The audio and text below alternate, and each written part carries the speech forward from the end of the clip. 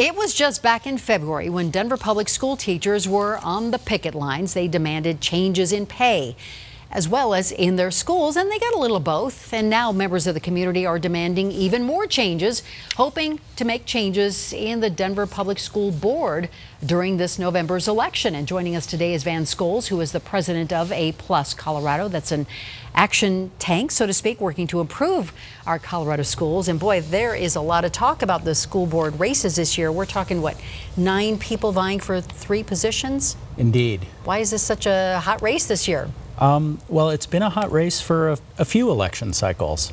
We've got a $1 billion system, 92,000 kids, 14,000 employees, and Denver, for better or worse, often sets some of the agenda for the rest of the state around education, policy, and practice. So what is at stake in Denver right now? So Denver's made some improvements over the years. They've had a 1 to 2% steady increase in achievement over time, and yet the achievement gap by income and by race has grown. So there's almost a 50% gap in elementary schools on things like reading. And we've seen real improvement, but if we look at low-income kids in the district, we see that only about 1/3 of the kids are reading at grade level. So you can see then why people want to turn things around. Yep. How does a school board then affect change like that? Yeah, so the school board basically sets the direction. They set the strategies. They hire and fire the superintendent. They're the manager for this $1 billion system.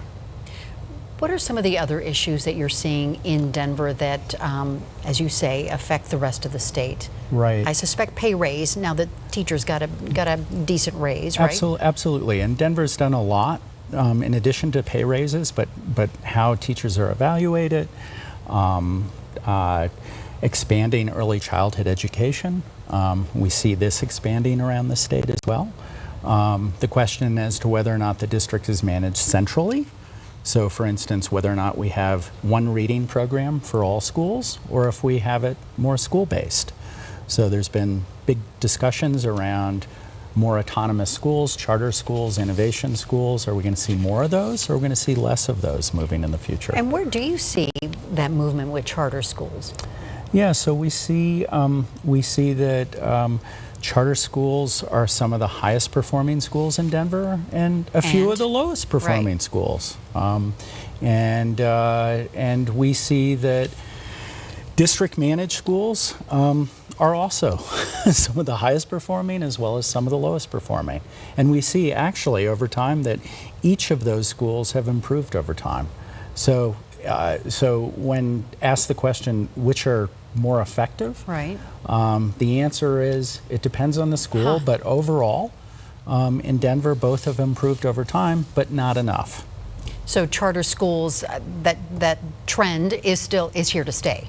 Yeah, I don't think those are going away. I don't think so, though. In Denver, a question is whether or not charter schools get facilities or not. The district has a lot of control over that, and if charter schools don't get facilities, then it will be hard for them to grow because you need a roof. One of the big topics is addressing that your organization has addressed is inequities in educational outcomes. You talked a little bit about this, but the gap in 2018 between white students and Latinx students in math achievement was 45 percentage points? Yes, that's right. That's staggering. It is staggering. Yeah, no, it's a crisis. Clearly, we need to do far more to support Latinx students in the district and black students and other low-income. Because the percentage was 48 points between white and black students. Right. Yeah, no, it's huge. And so the big question for the next school board is, what are we going to do about that? Yeah. Is that true statewide as well? Are those pretty similar some of those gaps, it depends on the population and where, but the largest gaps for big districts happen to be in Denver. And why would that disparity be? So one reason is that white students have been growing faster over time in terms of their achievement gains. Relative as to why that is, I can't give you a good answer on that, and I'm not sure that anyone can at this point. At least there hasn't been a lot of research around that, and it's a little bit of a puzzlement. Interesting. I know that, Westminster, St. Vrain, Thompson, they all canceled their November school elections.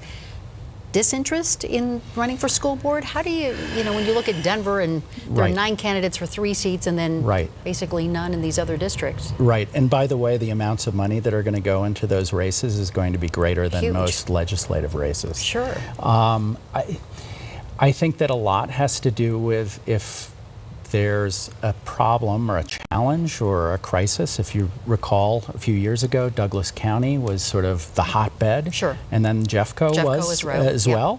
And those became major political battles. And I'd say Denver is there now. And I think that when folks are either not aware of what's going on or there isn't some major controversy, then people are disengaged. Huh. Which is unfortunate because half the state's budget is being spent on education. Yeah, interesting. Well, great conversation. Thank you, Van Scholes. I appreciate it. Yeah, thanks for having me. Always appreciate you being here. Our pleasure. Yeah. Listen, if you ever want to see this interview or any of our segments again, you can always watch on thedenverchannel.com/Politics Unplugged, and you can also tweet us with your segment ideas as well.